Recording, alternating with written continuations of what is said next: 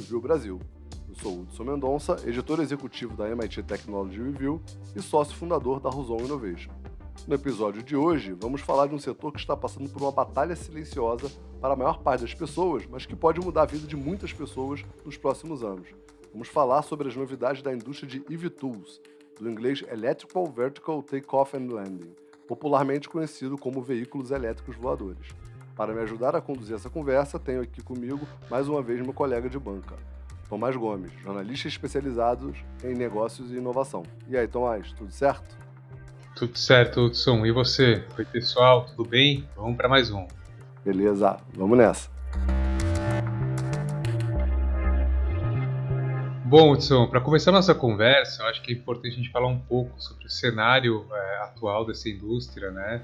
E qual o tamanho desse mercado, o potencial de impacto e principalmente, né, quanto esse mercado está próximo de oferecer uma alternativa real de mobilidade, né? Às vezes a gente fala, parece que a gente está falando de um futuro meio dos Jetsons, né? Quanto está próximo de acontecer e se tornar uma coisa aí que realmente apresente uma nova solução de deslocamento limpa e mais eficiente para as pessoas. Legal, Tomás. Você falou dos Jetsons, né? Eu sempre uso o exemplo de como é difícil prever o futuro, e os Jetsons previram, né, os carros voadores, aquele modelo, e se você olhar a apresentação da abertura do desenho, eles conseguiram prever o carro voador, mas não previram o cartão de crédito, né? Na abertura eles ficam manuseando lá notas, né? Então a gente vai falar bastante sobre como é difícil prever o futuro e, sem dúvida, esse é um mercado que vai gerar muita oportunidade, muito desafio para prever esse futuro. Então, falando um pouco sobre o mercado de mobilidade como um todo, e aí não só a mobilidade aérea, é um mercado gigantesco e ele tem muito a ver com o setor de energia, né? Por quê? Porque o mercado de mobilidade consome combustível, né? Então ele precisa de energia para consumir. Grande parte do setor de energia, né, vai para o mercado de mobilidade, né? Os carros, aviões, trens, navios se deslocarem. Só no Brasil é um mercado de 370 bilhões de dólares por ano.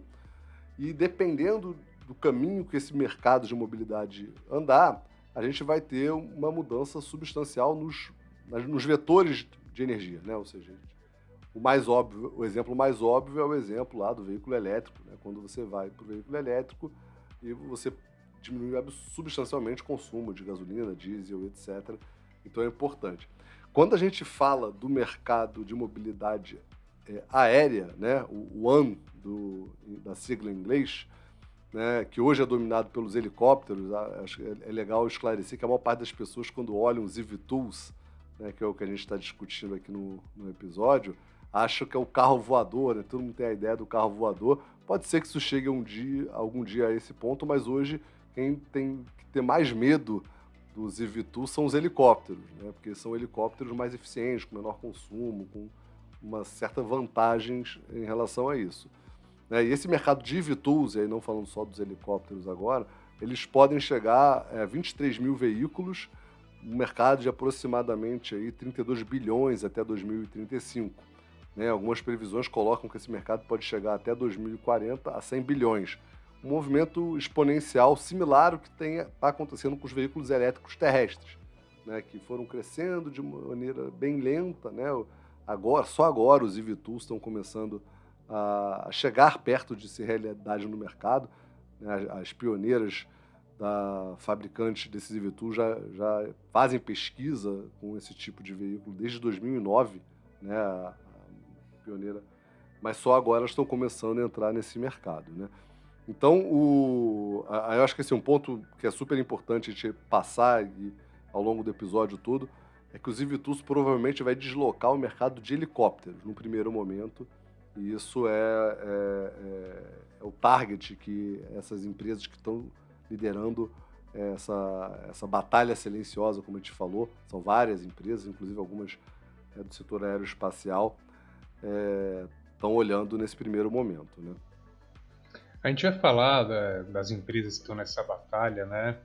Mas teve uma notícia recente que aí aqueceu bastante nas discussões sobre os eVTOLs, que foi o lançamento do primeiro modelo comercial da Lilium, né? Que é uma fabricante alemã de eVTOLs, que vai começar a comercializar o seu primeiro modelo comercial nos Estados Unidos.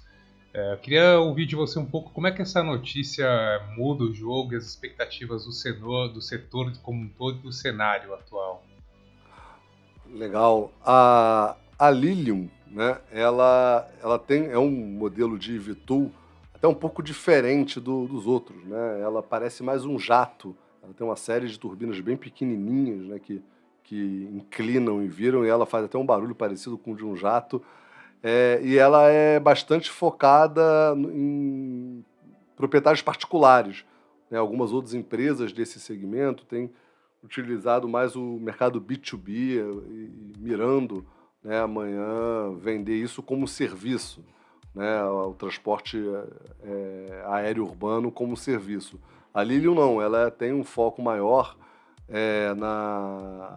em proprietários particulares, em vender um eVTOL que consiga atingir esse tipo de mercado, né? Então, a Lilium, né, ela vai começar os testes em outubro, a venda, né, do modelo comercial em outubro, nos Estados Unidos, no Texas, e com um modelo chamado Lilium Pioneer Edition Jet. Como a gente disse, é muito parecido com o modelo de jato.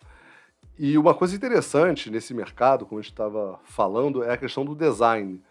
Como não é um mercado ainda consolidado, se as pessoas olharem os pioneiros, né, tem um livro muito bom, aliás, que fala sobre o mercado de balões, né, de dirigíveis, um livro do Santos Dumont, um livro brasileiro, vou até tentar resgatar ele,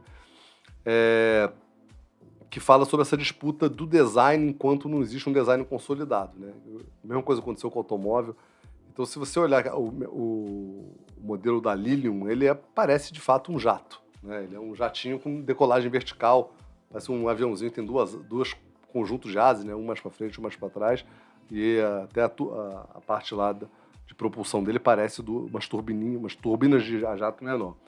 Mas também se você olha, por exemplo, a Jaltin Air, que é também uma outra empresa de VTOL americano, ela parece um helicóptero tradicional com a hélice de cima menorzinha e com as hélices da ponta um pouco mais larga. Se você vê as outras duas empresas americanas, a Archer Aviation e a Whiskey, elas parecem um avião, só que um avião turbohélice. Ele tem um princípio parecido com o da Lilium, né, que gira a asa para decolar na vertical e depois voar com a asa em outra posição, mas parece um avião turbohélice com várias hélices na frente que faz isso.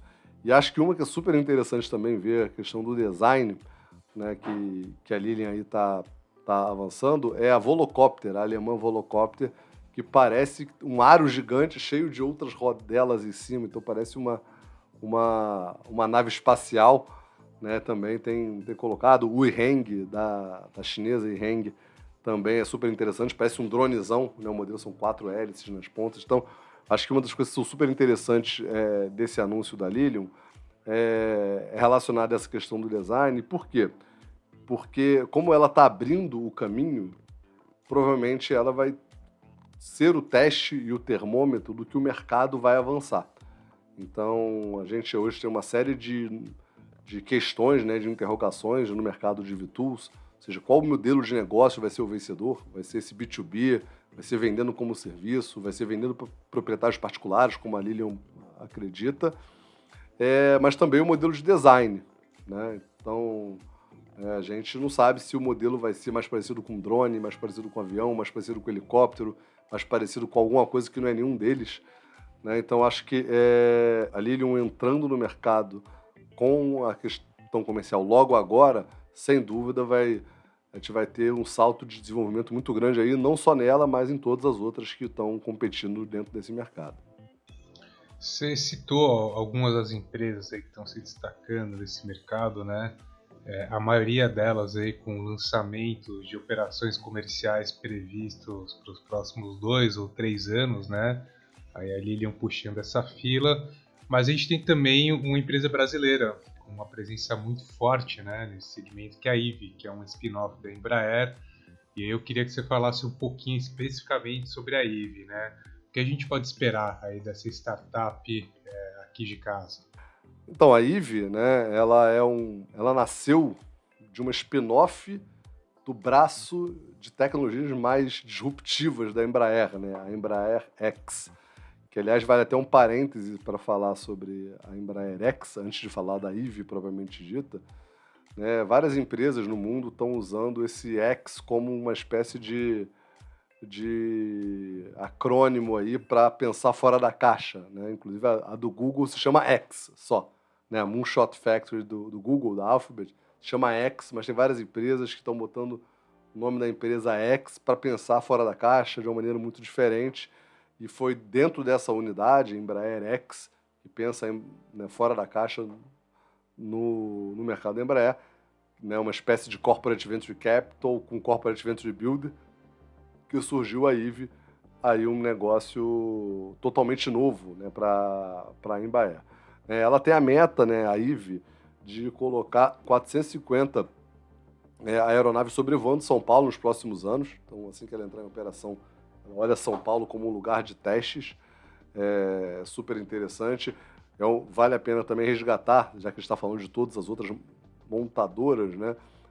Uma estratégia parecida com o que a Yiheng, a chinesa Yiheng, colocou. Ela já tem veículos em teste em Dubai, com a empresa de táxi aéreo de Dubai, em teste desde 2017, né? E ela também está prestes a entrar a operação comercial. É uma das próximas aí da fila, que vão começar a vender, né, suas unidades, mas já está testando em Dubai desde 2017. A IVE começa a fazer esses testes agora, né, em São Paulo, com essa previsão de entrada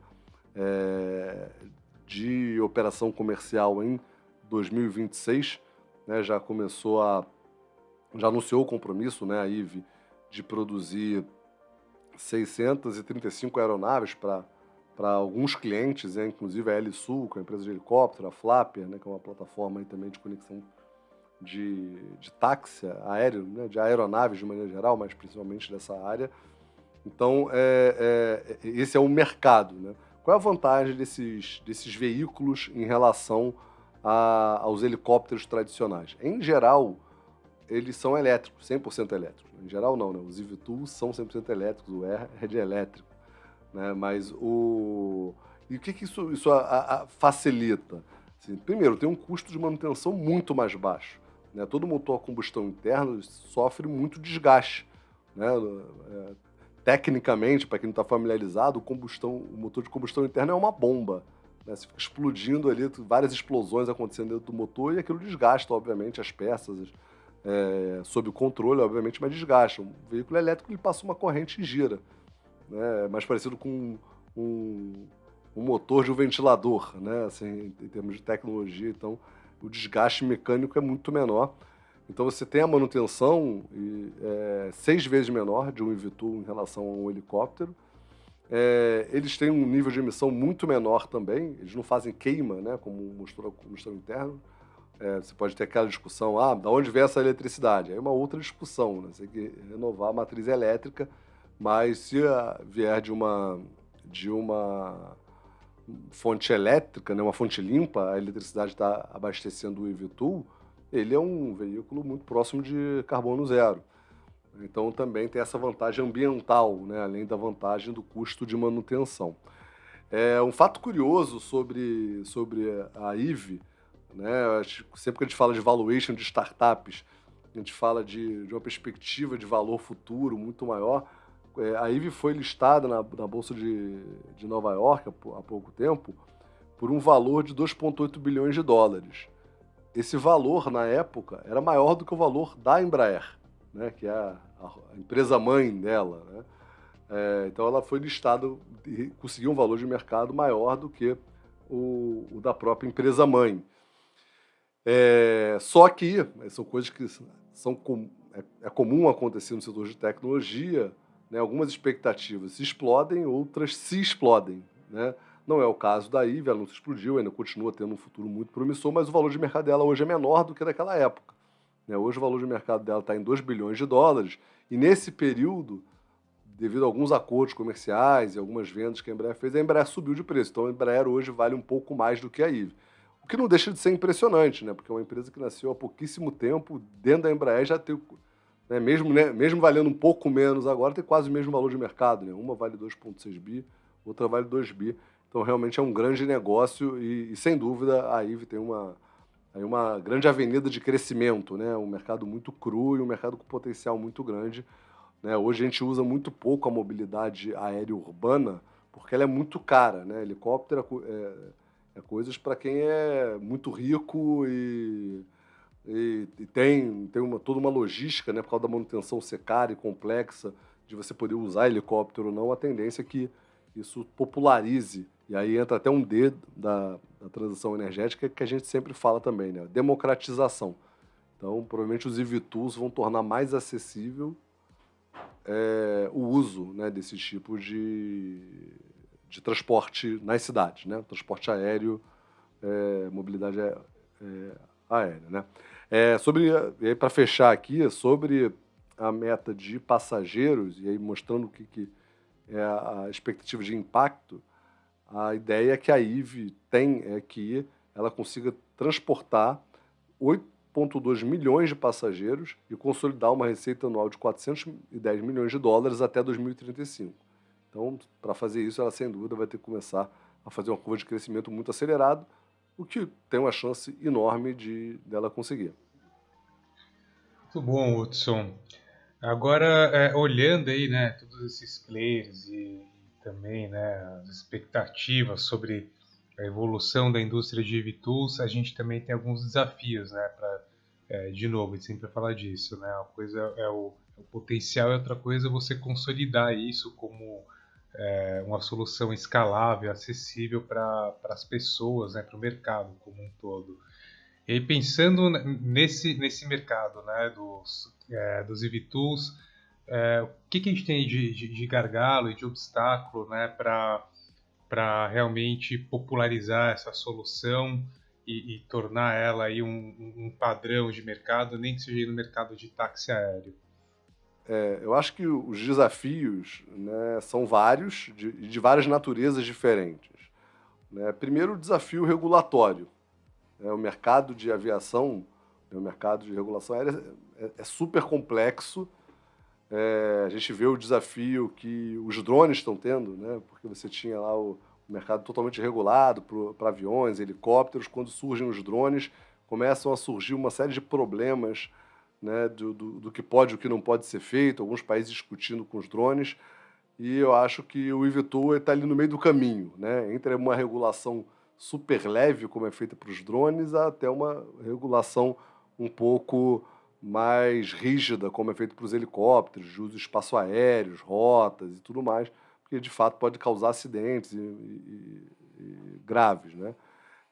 Um outro desafio também ligado, de certa forma, à regulação é a certificação, ou seja, a gente não tem ainda um padrão nem de eVTOL, quanto mais um padrão de certificação, né? Quando você... eu lembro de um caso aí com o meu chapéu de política pública, que tinha um avião querendo fazer um avião de fibra de carbono para uso agrícola, e a certificação, como era muito baseado nos aviões que a Embraer fazia, né? A Embraer era a grande fabricante de aviões aqui no Brasil, não tinha praticamente outro, eles demandavam coisas que não precisavam, era difícil certificar, né? Então, você certificar, por exemplo, um avião agrícola para resistência de quantidade em neve na asa é algo que não é necessário, né? Porque o avião agrícola nunca vai voar como neve, porque a neve vai matar a planta. Então, você não vai nunca fertilizar com neve, né? Então, você não precisaria ter isso.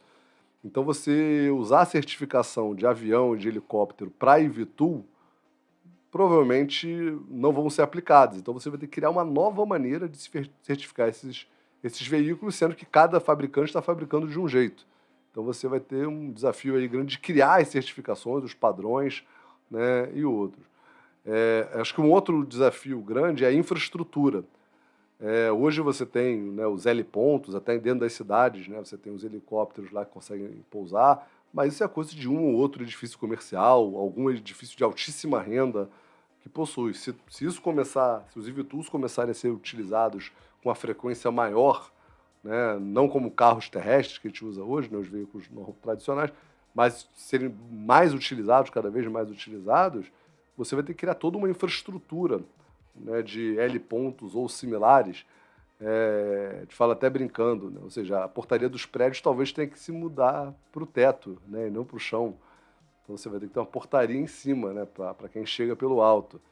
Então, eu acho que é uma reflexão grande, né, que vai mudar a configuração das próprias cidades como um todo. Né, você vai ter mais prédios com essa preocupação de ter coisas que a gente vê quando o mundo muda. Né? A gente aqui no Rio de Janeiro, né, os prédios antigos da Zona Sul, vários não têm vaga suficiente para automóveis, porque foram construídos na época que carro era um luxo que só poucas pessoas tinham. Então você tem um prédio gigantesco ali com 20 vagas só na garagem, que era o esperado daquela época. Então é a mesma coisa hoje. Hoje, se você começar a surgir muito EV-Tool e serem muito utilizados, você vai ter um problema de infraestrutura vertical. A questão da autonomia é uma discussão que a gente sempre traz aqui, né, quando fala de veículo elétrico, quando falamos de armazenamento de energia. As baterias não são um problema resolvido. Né? Esses veículos vão consumir uma quantidade razoável de energia para transportar pessoas por uma distância longa. Então, a questão do pack de baterias é importante. Né? Algumas tecnologias de baterias têm um problema, inclusive, de ser pesado, o que é um problema menor para veículos terrestres e um problema enorme para veículos aéreos. Né? Então, eu acho que eu somaria esses pontos, né?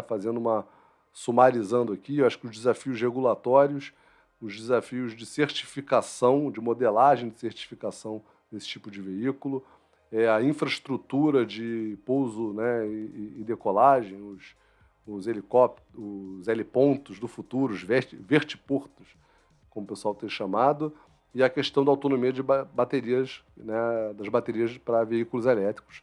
E mesmo sendo voador, não deixa de ser um veículo elétrico.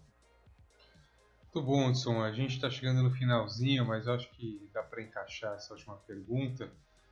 A gente fez aí recentemente um episódio sobre as Climate Techs to Watch, né? E a gente falou sobre muitas startups também nesse programa de novo. Eu queria que você destacasse mais algumas que eventualmente a gente não tenha falado aqui, né? Além da Eve, da Lilium, da Velocopter. E quais são as outras eVTOLs Techs to Watch? Excelente, Tomás. Eu acho que vale a pena destacar, a gente falou rapidamente, mas a chinesa Yiheng, né, super pioneira nos testes, né, o modelo 184 dela está em teste desde 2017 lá em Dubai. A própria Volocopter, como a gente falou também ao longo do episódio, falou menos, por causa do design dela diferente, mas ela também já tem 150 veículos encomendados, está com previsão de começar a operação comercial em 2024, então talvez aí seja a terceira, quarta aí da fila que vai começar. Mas tem outras duas que eu acho que são super interessantes, que a gente não tinha mencionado ainda no episódio, que é a Joby Aviation, que é até onde eu tenho conhecimento, é a pioneira nesse tipo de veículo, né, nos eVTOLs. Ela foi fundada em 2009 e ela tem um contrato exclusivo para ser o modelo de demonstração da base da Força Aérea de Edwards, na Califórnia. Ela assinou agora há pouco um contrato, acho que um ano passado, se eu não me engano, de 131 milhões de dólares com o Departamento de Defesa americano, e fez a primeira entrega esse ano. E tem uma série de outras possibilidades. Estão estudando a possibilidade de ser o meio de transporte entre o centro de Nova York e o aeroporto de JFK. Então, assim, eles estão pensando em uma série de outras aplicações aí para os modelos dele. Tem vários modelos deles. Né? E acho que também vale o destaque da City Airbus, que é, da mesma forma que a Eve, né, de uma maneira um pouco diferente, é um braço, um spin-off da Embraer. A City Airbus é a divisão de helicópteros, de helicópteros e futuros eVTOLs da Airbus, que hoje aí forma a dupla, né, Airbus-Boeing, as duas maiores empresas aeroespaciais do mundo. Então, é o braço deles. A Boeing também está fazendo estudos preliminares ainda sobre os eVTOLs, mas a previsão desse braço da Airbus é entrar no mercado em 2025. Então, talvez até um pouco antes da Eve, em termos de mercado. Então, eu acho que vale a pena essas menções honrosas aí dessa guerra silenciosa dos eVTOLs. Muito bom, Hudson. com essa, acho que a gente fecha o nosso primeiro bloco, então. Bora pro Energy Beats.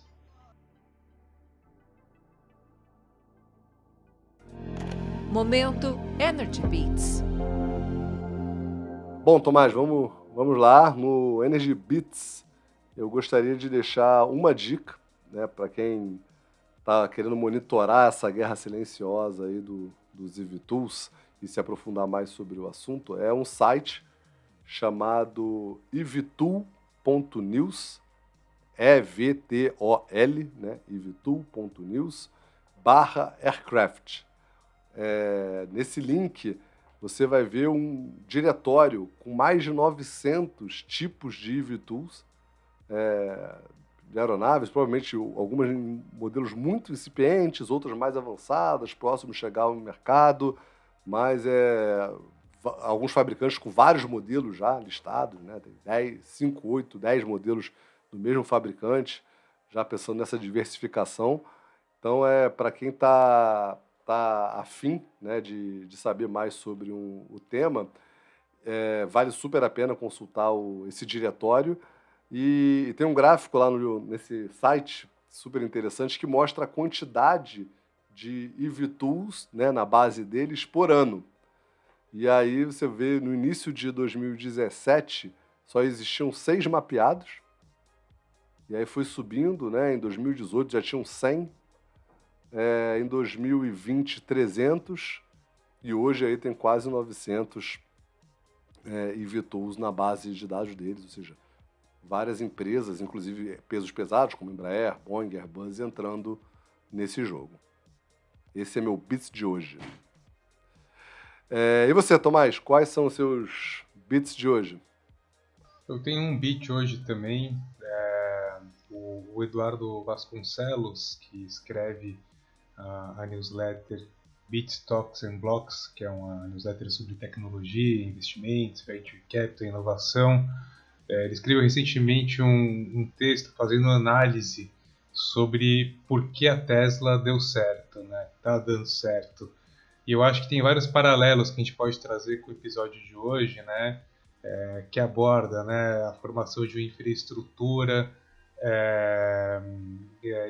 das baterias, né, que é sempre um ponto aí central quando a gente fala dos veículos elétricos. A gente já falou isso diversas vezes aqui no programa.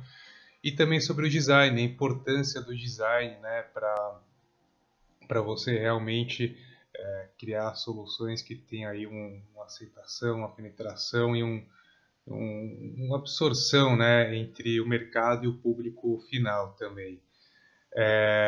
A gente aí está falando de outra indústria de veículos elétricos, né, no caso terrestre, só que eu acho que a gente tem bons pontos para conectar aí. Obviamente que o Tesla Newsletter já foi, mas ele também está disponível no site aí do projeto. Quem quiser conferir, é só entrar lá. Então fica aí a minha dica desse programa. Bom, pessoal, esse foi mais um episódio do podcast Energy Center da MIT Technology Review Brasil. Mais uma vez, muito obrigado por passar esses minutos com a gente. Não deixe de seguir nosso perfil na sua plataforma de podcast preferida e nas redes sociais. Tomás, mais uma vez, muito obrigado pela conversa. Obrigado, Hudson. Valeu, pessoal. Até semana que vem. Obrigado, pessoal. Até semana que vem. Podcast da MIT Technology Review Brasil, apresentado por Husum Innovation.